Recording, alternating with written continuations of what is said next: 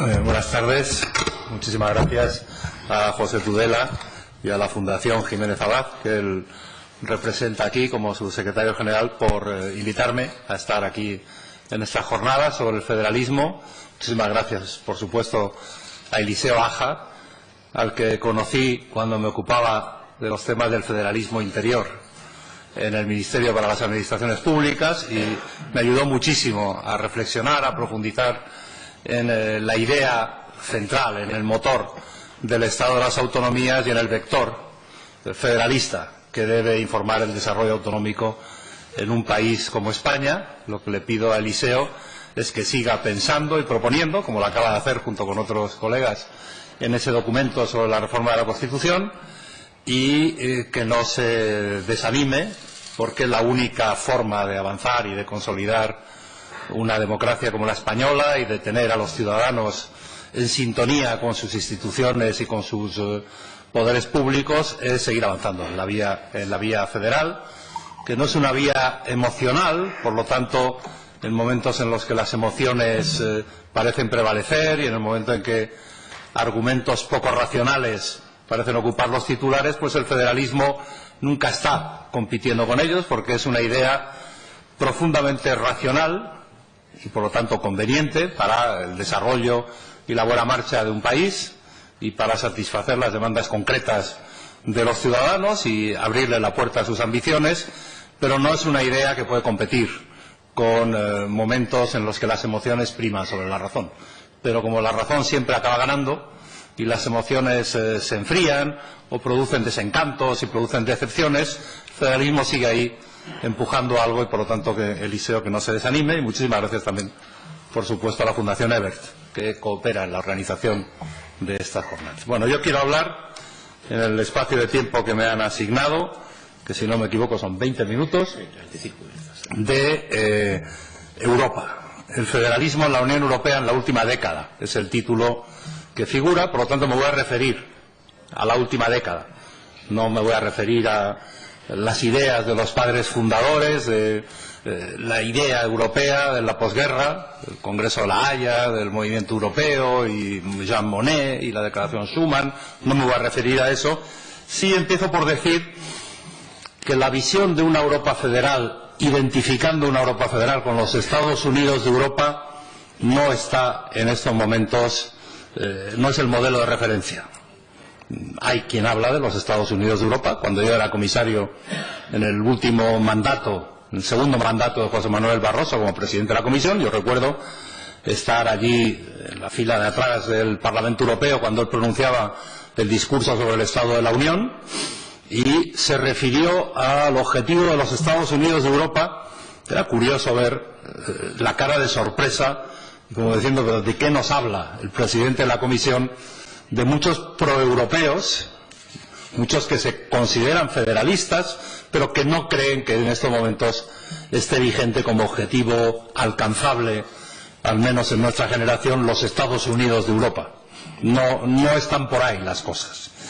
Pero también debo decir que en estos años de crisis, ya que el título de esta intervención se refiere a la última década, es una década de crisis que empezó hace poco más de 10 años con las primeras turbulencias.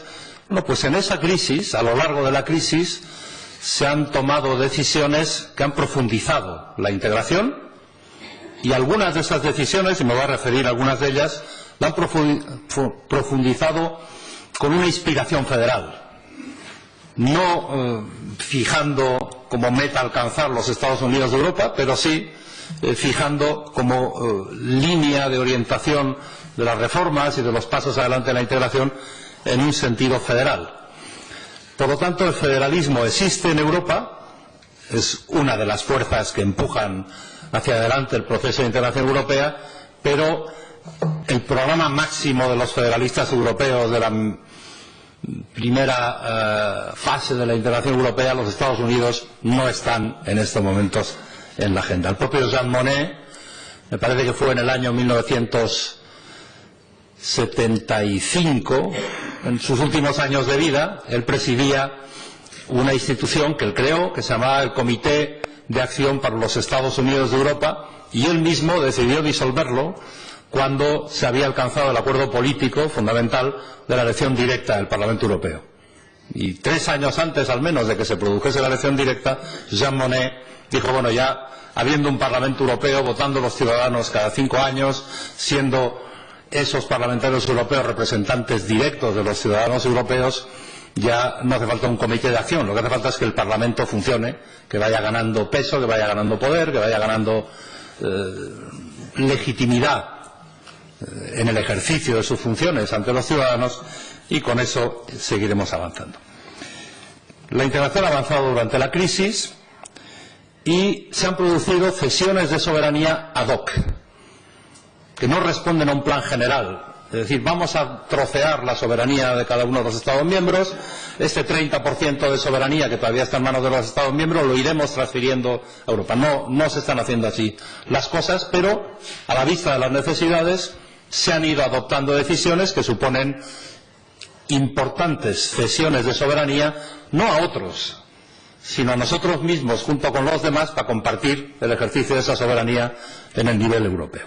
Y empiezo refiriéndome a eso. Voy a tratar 3 cosas. En primer lugar, ¿qué ha supuesto el Tratado de Lisboa, el actual Tratado de la Unión Europea? En realidad, el Tratado de Lisboa, estas cosas pasan en la jerga comunitaria. El Tratado de Lisboa son 2 tratados. Es el Tratado de la Unión Europea y el Tratado de Funcionamiento de la Unión Europea. Los 2 derivan del proyecto de Constitución Europea, que fracasó porque franceses y holandeses se lo cargaron en sendos referéndums.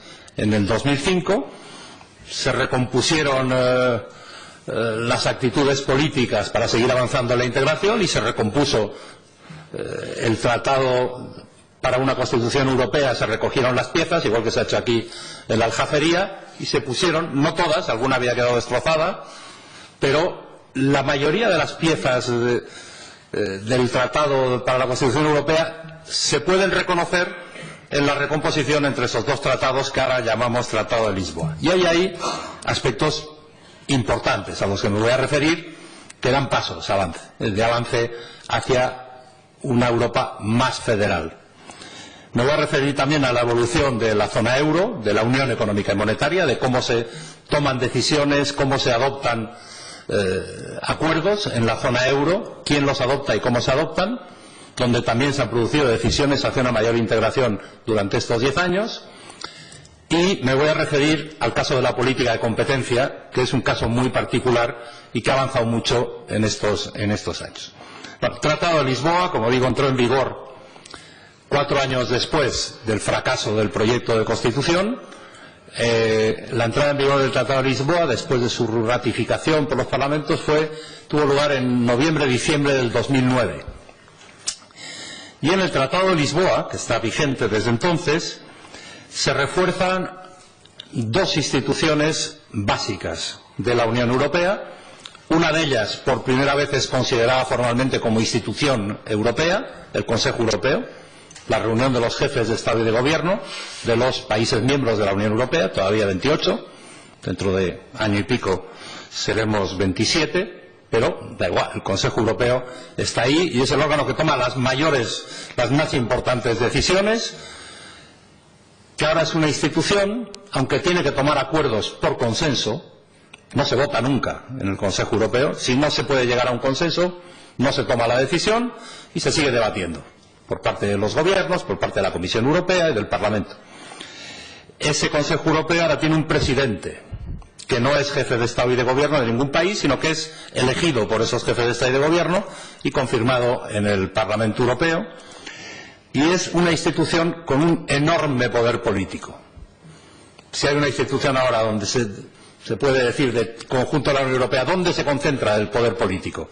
El mayor trozo de poder político está en el Consejo Europeo, y en el Tratado de Lisboa el Parlamento Europeo también ganó poder.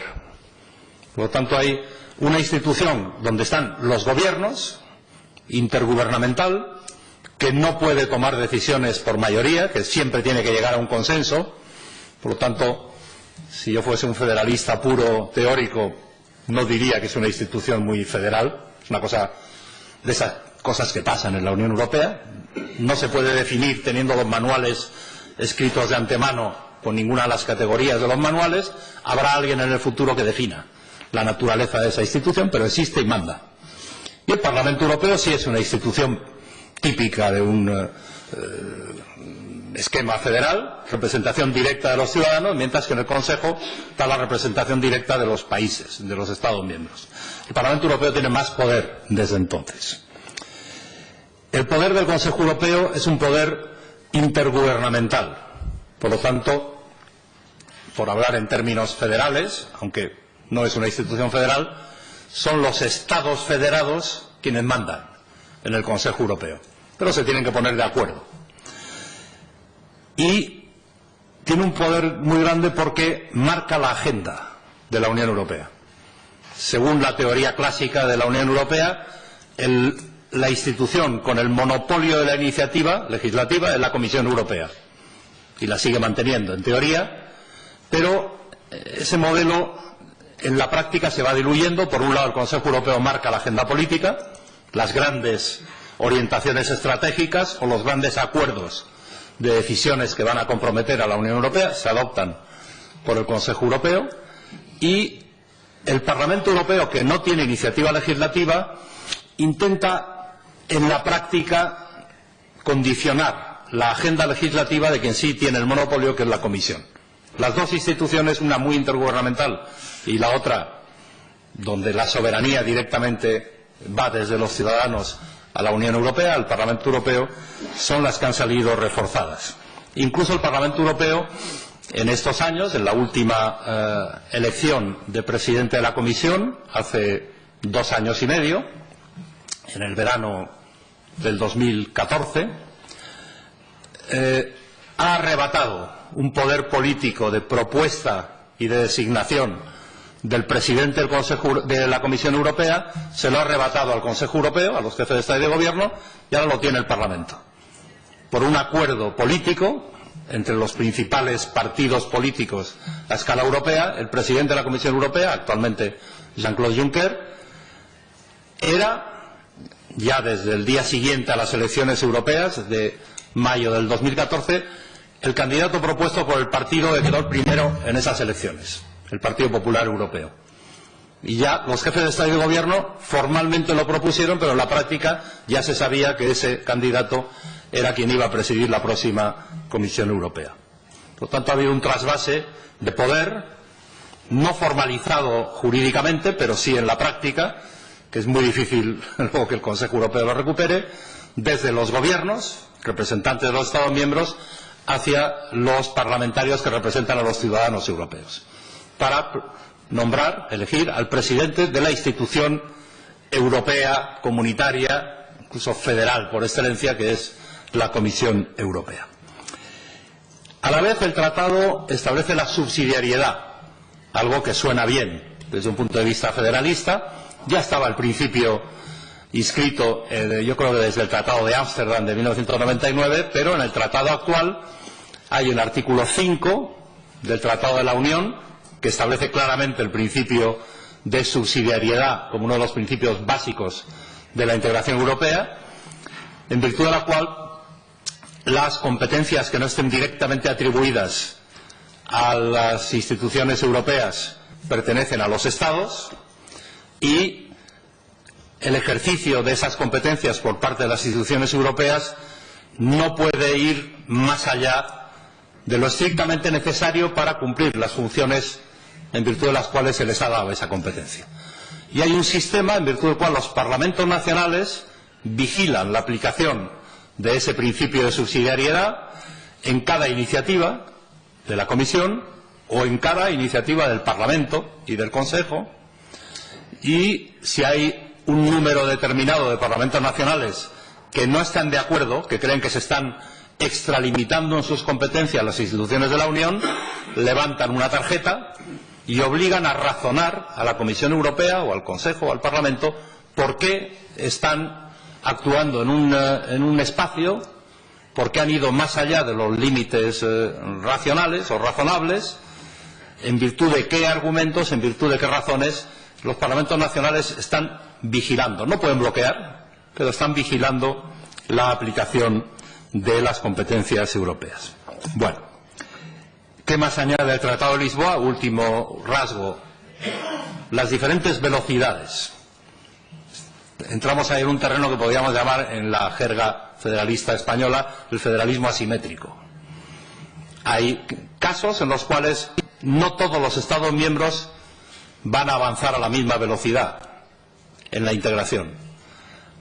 Eso de hecho sucede en la zona euro. Hay 19 países miembros de la zona euro frente a 28 miembros de la Unión Europea.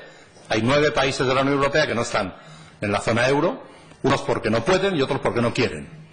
Pero no todos los estados de la Unión tienen por qué estar ya en la zona euro, y probablemente en el futuro no vayamos a ver que todos los miembros de la Unión compartan el euro. Teóricamente el euro es la moneda de todos, la moneda europea, pero hay formas de arrastrar los pies o incluso de obtener excepciones jurídicamente protegidas, como es el caso de los británicos, que ahora se van a ir, y de los daneses, que se van a quedar. Hay en el espacio Schengen, de libre circulación de personas, hay algún país de la Unión Europea, 2 que yo recuerde, Gran Bretaña e Irlanda, que no están en el espacio Schengen. Se acaba de llegar a un acuerdo muy importante la semana pasada, utilizando unas previsiones del Tratado de Lisboa, para una cooperación estructurada, se llama, en materia de defensa, política de defensa, para unir capacidades, o bien tecnológicas, o bien industriales, o bien capacidades de fuerza militar, para determinadas funciones y para determinadas misiones.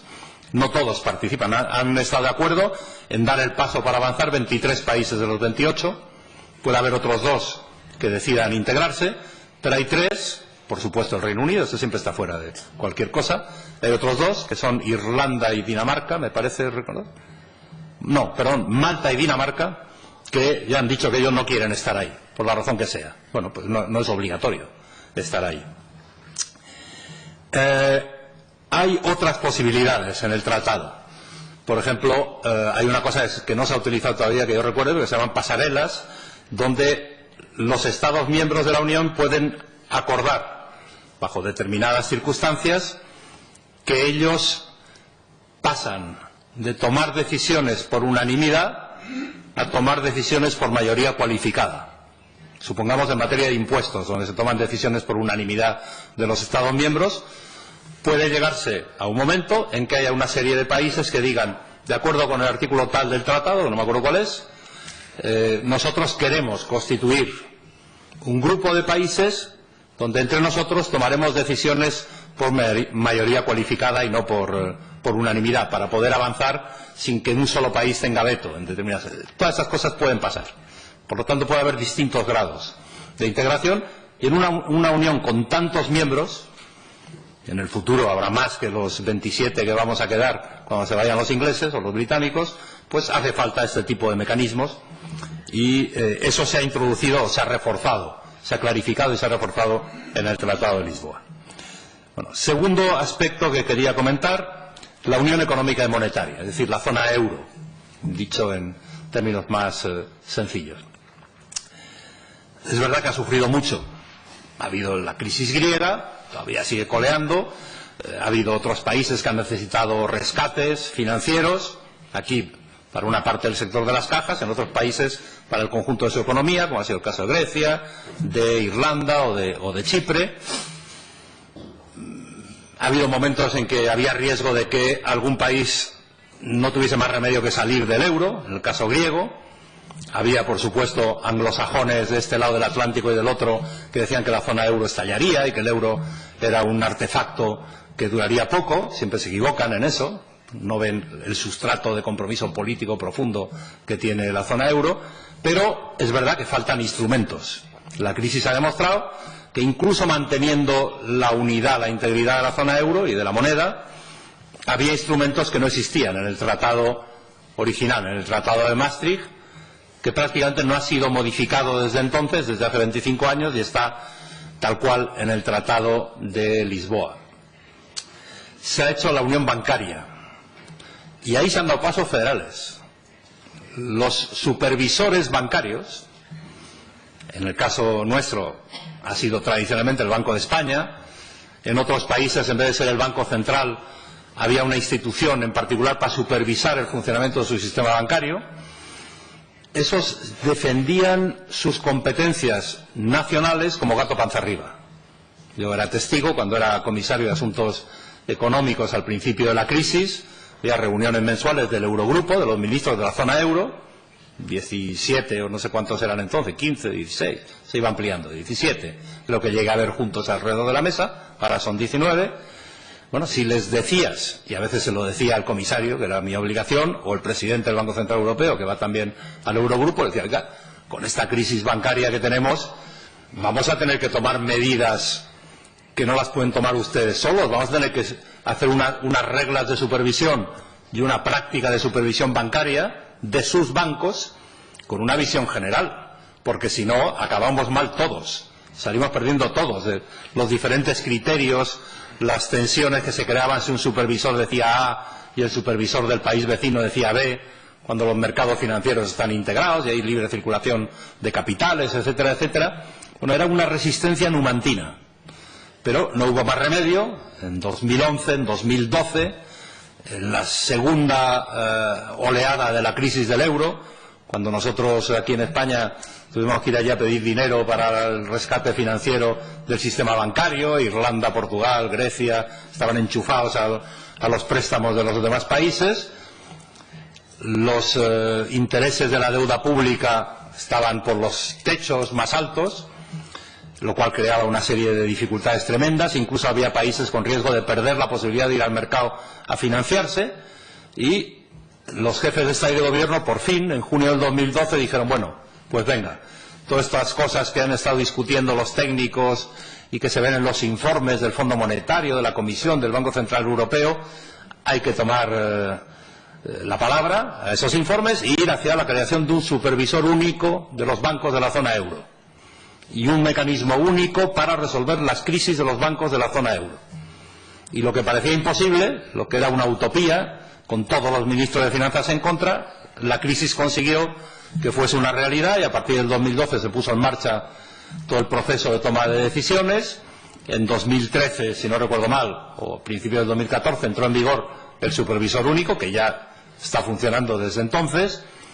Un año y pico más tarde entró en vigor el mecanismo de solución de crisis, y ahora tenemos un poder enorme en el ámbito económico-financiero que depende de organismos que ya no están sometidos a la voluntad de los países, están sometidos a sus autoridades y al sistema de control establecido que es el Parlamento Europeo. Es un paso, el Banco Central Europeo también, un paso adelante enorme, casi tan importante como el que supuso al principio de la zona euro crear un Banco Central Europeo que sustituyese a las funciones de los bancos centrales nacionales, que se convierten en oficinas delegadas para ejecutar órdenes o para ejecutar la política monetaria, pero no deciden la política monetaria ellos, lo decide el órgano de gobierno, donde ellos están representados, pero están representados en tanto que miembros del gobierno de la política monetaria de la zona euro. No representan a su país, representan el interés general de todos ellos. Un paso adelante enorme. Y eso se ha dado en la crisis con la unión bancaria en materia de supervisión, en materia de solución de crisis de bancos insolventes. Se ha creado un mecanismo para dar financiación a países con problemas de dificultad financiera, de acceso a los mercados, el mecanismo de estabilidad, que está en Luxemburgo. Es verdad que ese mecanismo no es federal, es intergubernamental. Cada país sigue teniendo voto y puede vetar decisiones, y alguna vez países con fuerza, con poder económico y dimensión han vetado algunas decisiones que hubiesen sido necesarias, pero también es un paso adelante, y se habla, aunque todavía no se ha dado ese paso, de que la zona euro tendrá un ministro de finanzas, no ya un órgano donde se reúnen los ministros de finanzas de los países, sino un ministro de finanzas para tomar decisiones respondiendo no ya ante un Parlamento nacional, sino ante el Parlamento Europeo. Vamos a ver, una vez que Alemania, la señora Merkel, o quien sea, no sabemos si será la señora Merkel al final, haga un gobierno que empiece a reunirse ya con el señor Macron, que está esperando, mientras tiene que arreglar su casa, porque en Francia tienen problemas. Una vez que se sienten, ellos dos, y luego los demás países nos vayamos sumando a esa conversación, tiene que haber decisiones para avanzar, porque no se ha completado. El esquema institucional y la lista de instrumentos de política económica, financiera, etcétera, que necesita una buena gestión de la zona monetaria única en la que estamos, no se ha completado todavía. Lo hemos aprendido bien en la crisis, sabemos lo que falta, hay que tomar las decisiones, pero ese camino va a seguir avanzando. Y por último, me quería referir al caso de la política de competencia. La política de competencia desde siempre es una competencia exclusiva de la Comisión Europea.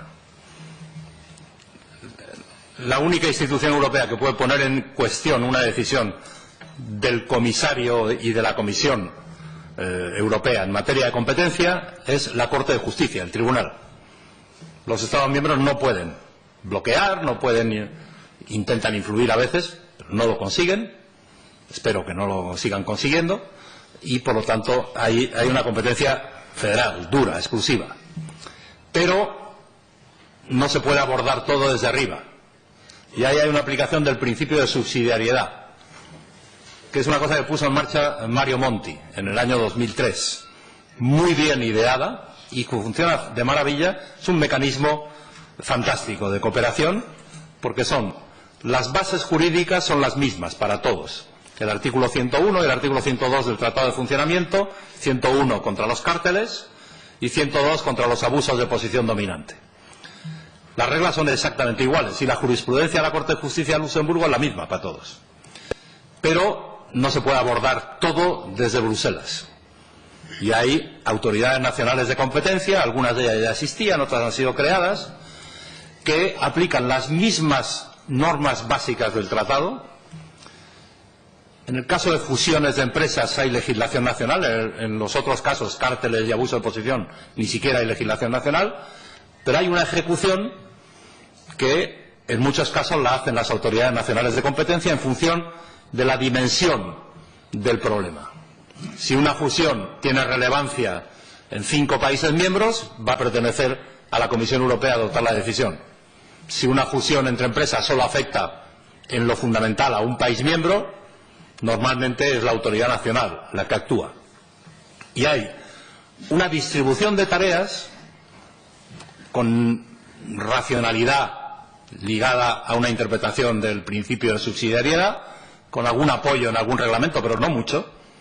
Y hay un sistema de diálogo, no solo para intercambiar experiencias, para no aplicar la misma legislación básica con criterios diferentes, sino un sistema de intercambio de buenas prácticas, de análisis de un determinado mercado, de un determinado tipo de abusos que se están empezando a producir con las empresas de estos gigantes del Internet y de la economía digital. Y a la vez hay un mecanismo de cesión de casos. Si hay un caso que teóricamente pertenece al nivel europeo, pero que se considera por parte de la Comisión que lo haría mejor una autoridad nacional de un país miembro, se le pasa, y viceversa. Si una autoridad nacional tiene un caso de un cártel o un abuso de posición o una fusión y ve que le cae demasiado amplia en función de su conocimiento, de su experiencia o del mercado que ellos pueden entender y conocer, le pide a la Comisión que lo asuma. Y eso está funcionando muy bien. Claro, eso exige que haya unas autoridades nacionales de competencia con un nivel de independencia financiera y política, con un nivel de recursos económicos y recursos humanos, y con un nivel de profesionalidad que permitan que la confianza no solo se mantenga, sino que se aumente. Y en algún país de los nuevos países miembros que se unieron en 2004, hubo algún problema en mi época de presiones muy fuertes por parte del gobierno de turno para cegar los medios o para reducir las posibilidades de actuación, para poner en cuestión la independencia de la Autoridad Nacional de Competencia.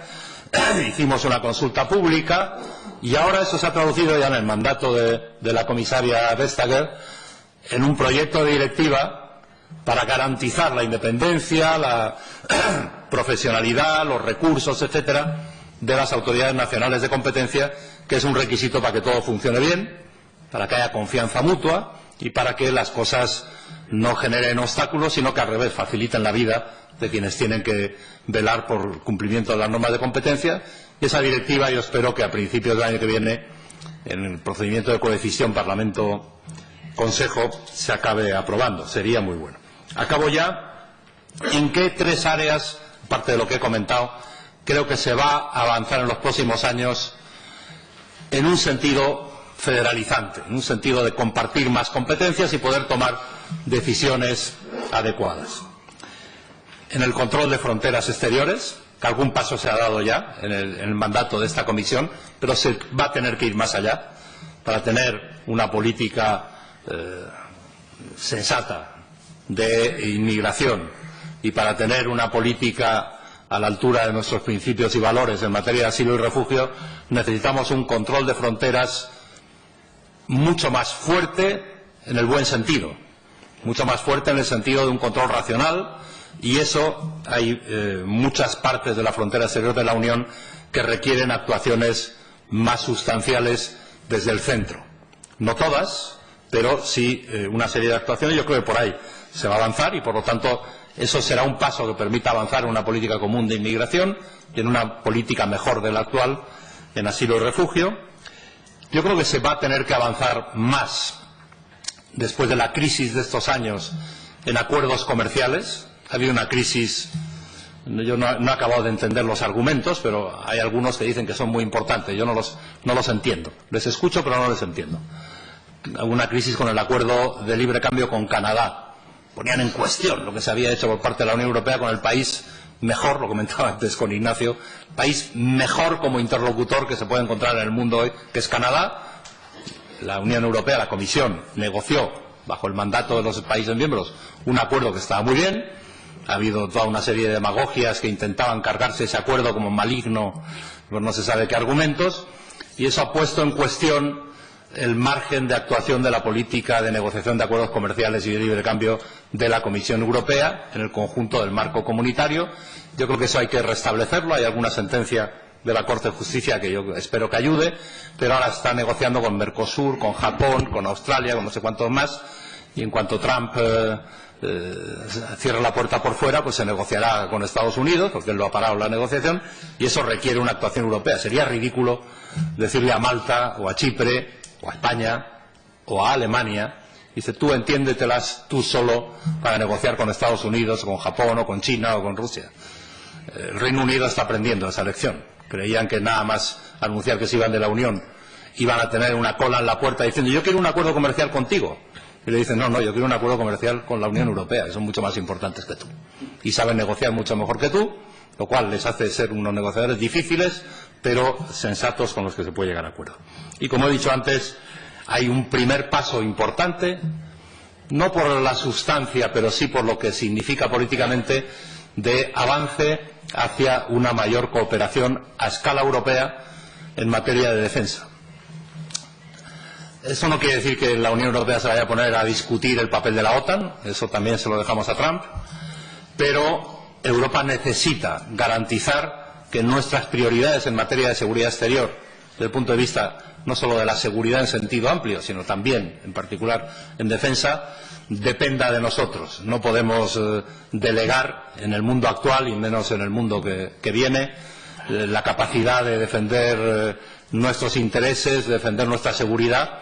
Si nos ayudan, estupendo. Otra cosa porque no nos gusta gastar mucho dinero en defensa, pero por si acaso no nos ayudan, tenemos que ser capaces de ayudarnos nosotros mismos, y ese va a ser un horizonte importante para el futuro de la Unión. Y eso para la Unión, y acabo ya, no solo le va a dar a los ciudadanos europeos más seguridad, más sensación de estar protegidos conforme a lo que nos interesa proteger, sino que le va a dar a la Unión Europea como interlocutor en el mundo global mucha mayor respetabilidad y mucha mayor credibilidad, cosa que en el mundo este, en que China está por 1.300 millones de habitantes y su PIB se va acercando en términos de PIB, de tamaño ya nos pasa, pero en términos de PIB por persona se acerca, y China no es el único, se va acercando desde más lejos la India y se irá acercando Indonesia y se irá acercando no sé cuántos más países.